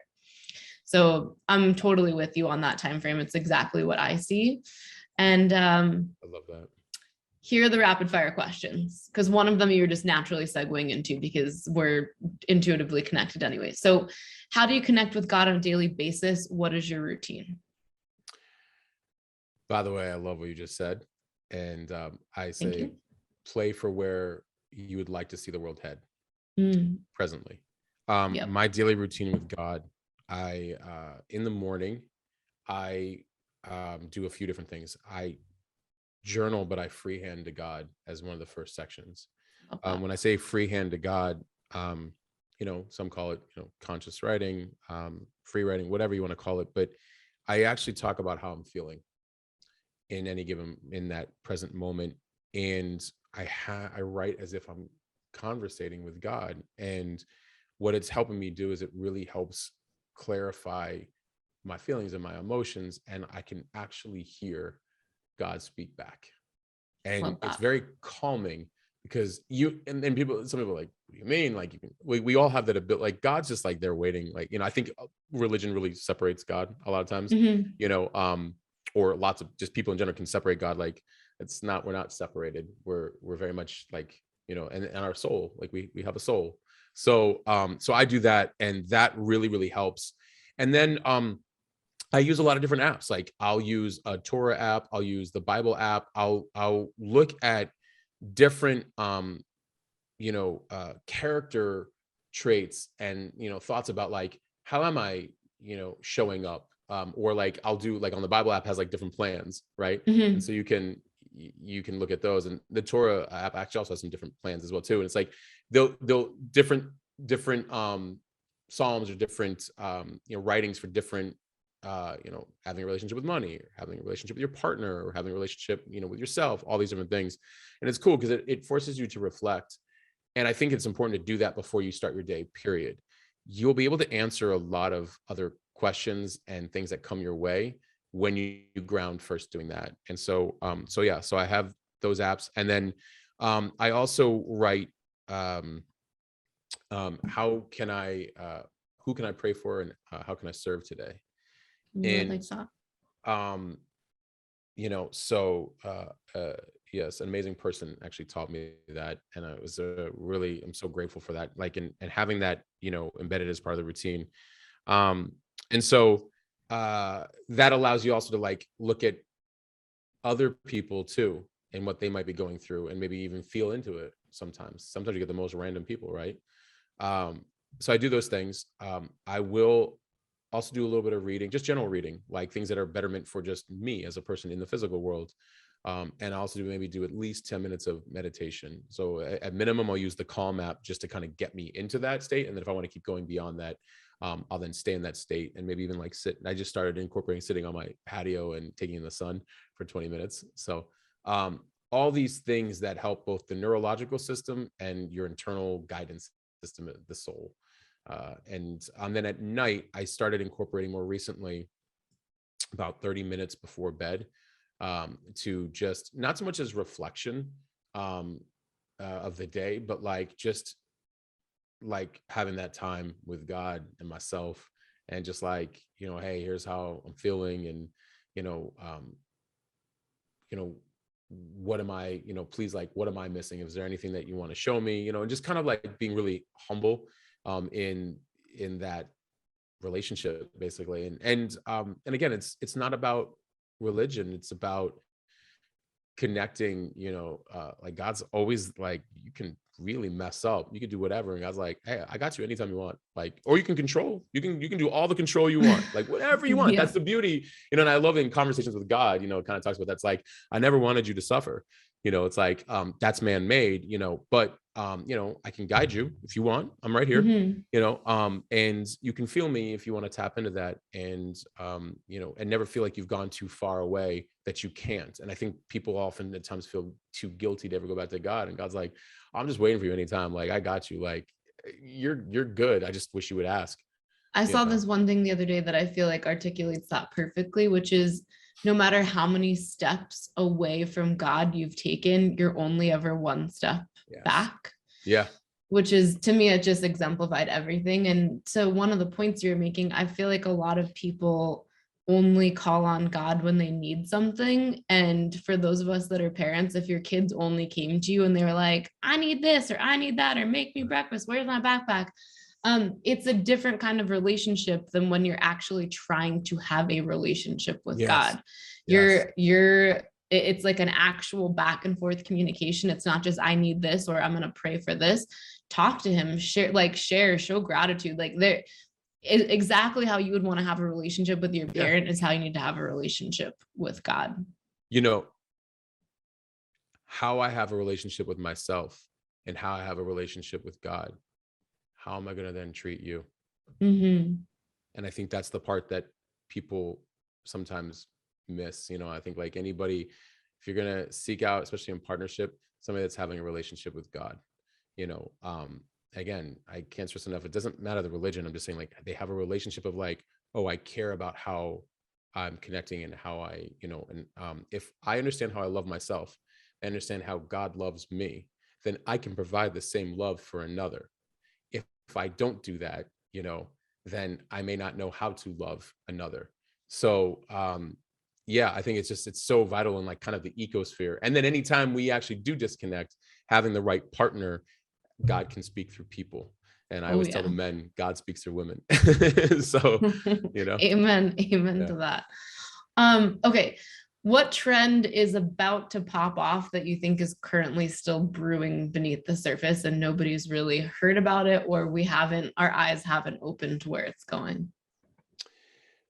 I think we're still early with NFTs.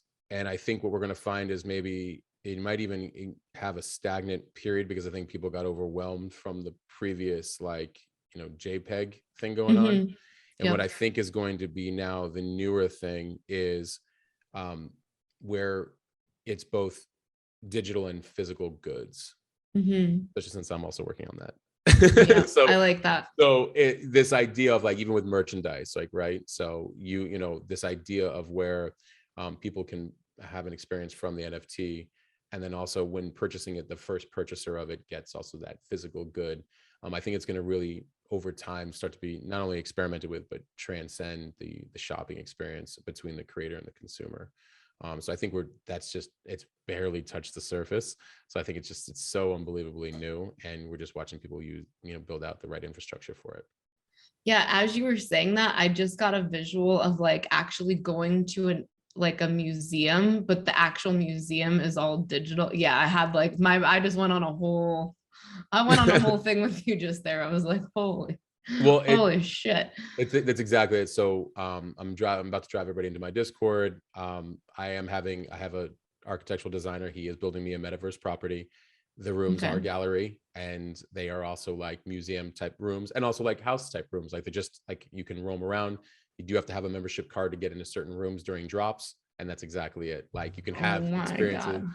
Yeah. So, like, by the way, like, I will say that I didn't want to just talk about these things. I wanted to also really be about them. Right. And so it's allowing me to see like, oh my, like, this is a behemoth of a project. I have like a team in New York, a designer in Vegas from the UK. I have one in LA, an illustrator in LA.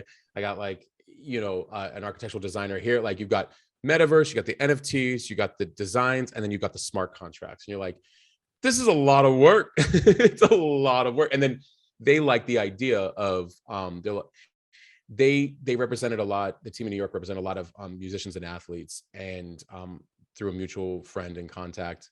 They were like, we love what you're trying to do, because whenever we talk to the mainstream, they're like, oh, well, can we just do like a, you know, project like, you know, Alien Friends and this and that? They're like, no, like you have to have utility. They're like, but you get like the future of where we're heading. I'm like, yeah. They're Oh like, yeah. we want to help you. And I was like, thank God I found you guys. And I was like, is this possible? Like, yeah, it's possible. We just need somebody to like who wants So that. are you essentially making like an NFT social club? Is that what you're doing? I'll tell you, the basics of it are very simple. It's like a tried set, basically. I want the community to own the brand. So I will have 10,000 membership cards that are Okay. epic in how they're being created. And the idea is there'll be black cards, rose gold, and platinum, but in the beginning they'll all represent the same thing. And I hope you tell your girl before these things drop so that I can so see. well, I have to tell the crew. Of course, Okay. you know, like open your wallet, we're distributing. Okay. So you have membership, and I'll explain why in a minute. And then you have like your one-of-one NFTs, whether that's my own artwork or like doing collabs with other artists, like my writing and their artwork, or like just the fact that we're featuring them through the platform, whatever it might be, right? Just giving them a platform, a voice, like a podcast. And then the third is merchandise. So like it has like doped out NFTs. I have my first one pretty much done. You see like this whole like, you know, the NFT, like the body of the person like moving, and you can see like the hoodie, and you can see like how it's linked to the blockchain. It has the writing, like it has all this stuff. And so those are the three pillars of the NFTs. The way I had it understood is I want basically to have anybody that owns a card. I'll only launch like 10 or 100 of them in the beginning. If you have a membership card, I want you all to like basically, hey, I just made 10 versions of this NFT or 100 versions of this NFT. You guys want it? Go for it. Like buy it. Like if you want it, you have 10 days, 2 weeks, whatever. I want you guys to own it first.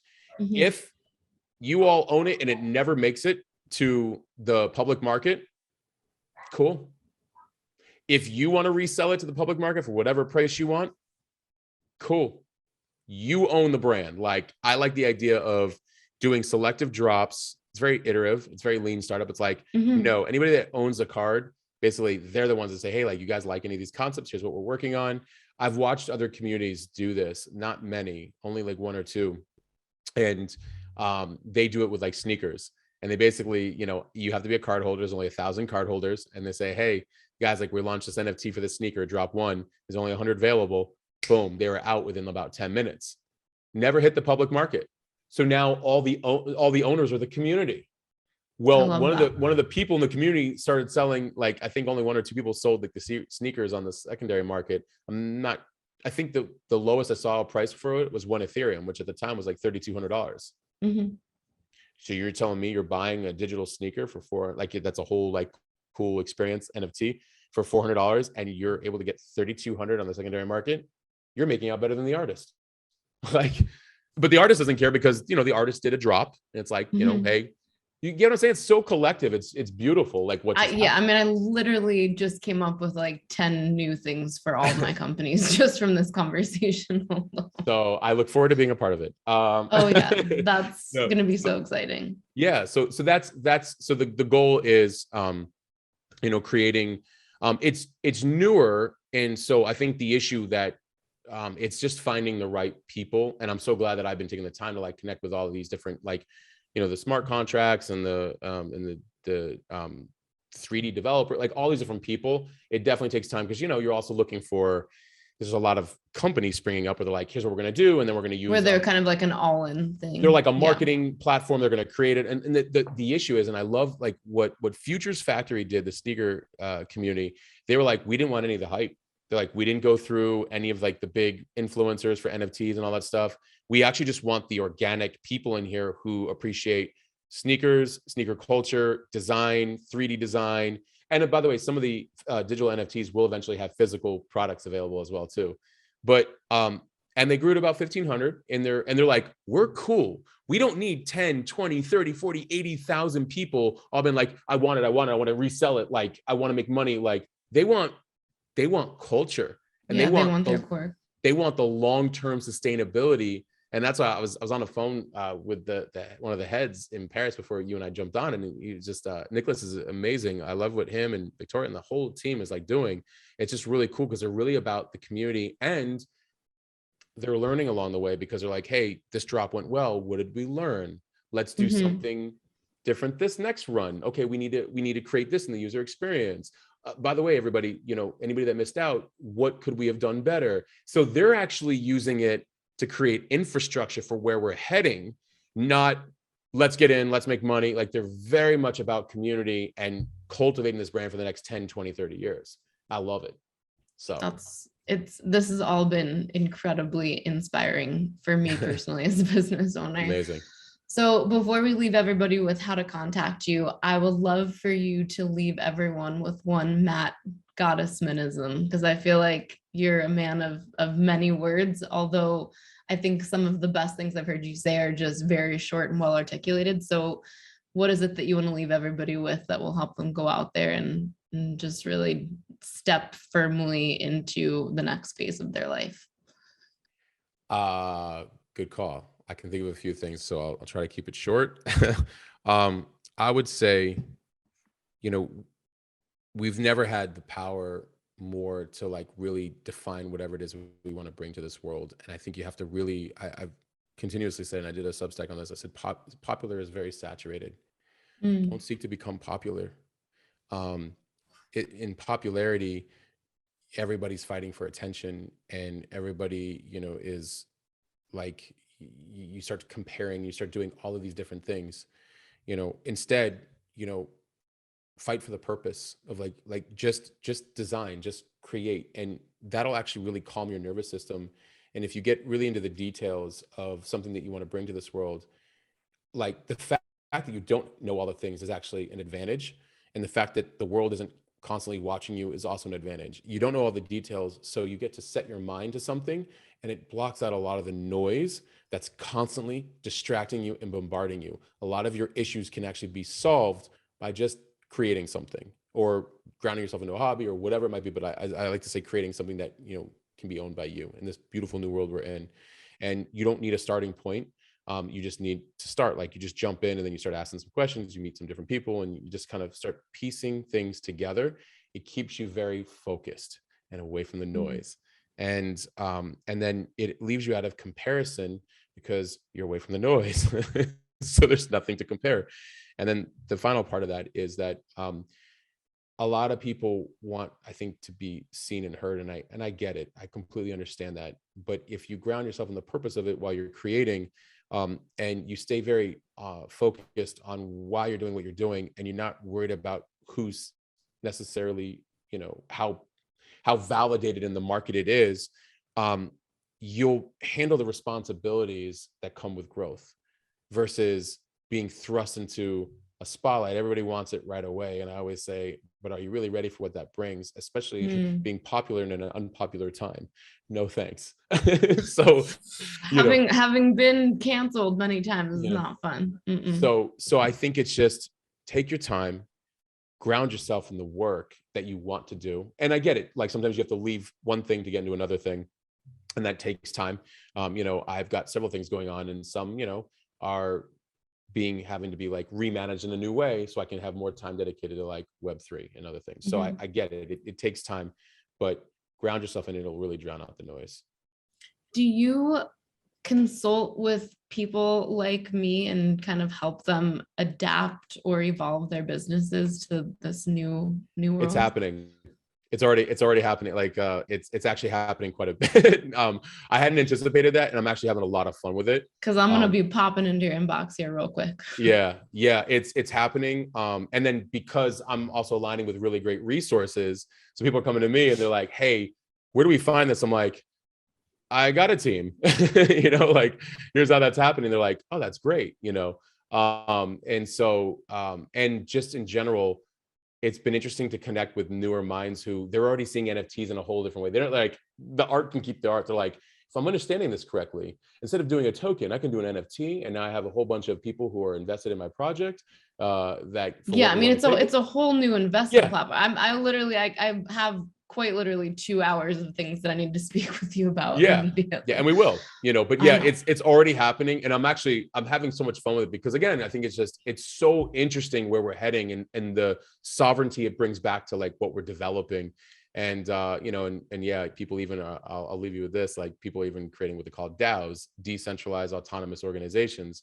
We're still very early with DAOs, but DAOs actually give the entire community voting rights, buying rights, like I can, so yeah, like I already can see the whole thing. A whole community basically can together, like there are people who are like buying land or buying, and there's like one for like a $4 billion DAO that's wanting to buy like an NBA or an NFL team or something like that. And we're like, but the money will be there, but the organization has like, 20,000, 100,000 owners, right? It's decentralized, right? Wow. One day we're going to have to bring on a lawyer that's like wanting to dive into these new emerging legalities and have a chat with them too of where this is going to go. Because I would imagine a whole new sector of law is going to have to emerge.